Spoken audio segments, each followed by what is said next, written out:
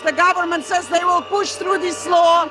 They say that they push it, but they don't know that us Georgian peoples would rather die than be the slaves of Russians. We will die for Georgia, and we will never be the slaves of Russians.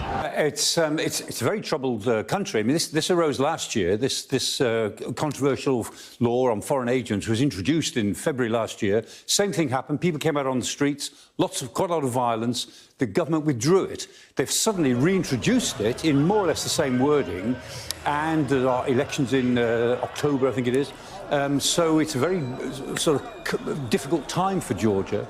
And Georgia's in a sort of difficult place. It's got interesting neighbours, as you can see. It was intrinsically part of the Soviet Union. Stalin was born there, famously, in Georgia, and it was part of the Russian Empire from 1800, under Paul I and then Alexander I. You know, they don't get many name checks in modern news programmes, so there you are, Tsar Alexander Paul I. So Georgia is a difficult country. It's 4 million people. About a third of the population live in Tbilisi. It's very agricultural. But it is a country that the Russians regard as intrinsically Russia. Like Ukraine, they think it's intrinsically Russia. And again, like Ukraine, it's almost a mirror image. There are two breakaway republics, Abkhazia, South Ossetia, more or less on the Black Sea coast there. The Russians have even started building a naval base on the Black Sea coast in Abkhazia, breakaway republic, totally illegal, but they assume that those republics are there to stay. And of course, the Russians do not like the idea of another revolution in Georgia. They want the government to lean to Moscow, which it has been doing in recent years, but people on the streets won't have that. And so they see this law as a piece of Moscow law, and they're pushing against it. And the people on the streets are very clear.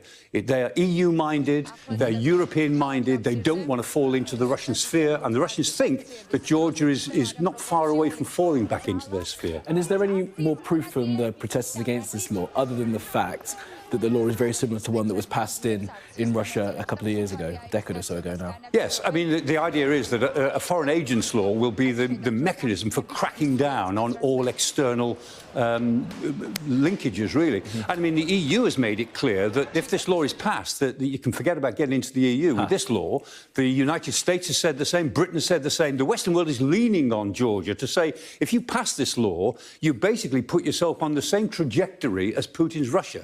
And therefore, it will be very difficult for us to relate to you in the way that most of your citizens seem to want to. Because they believe their government is acting in Russia's interests. These protests were sparked by a controversial bill that targets civil society and is seen as a threat to Georgia's democracy.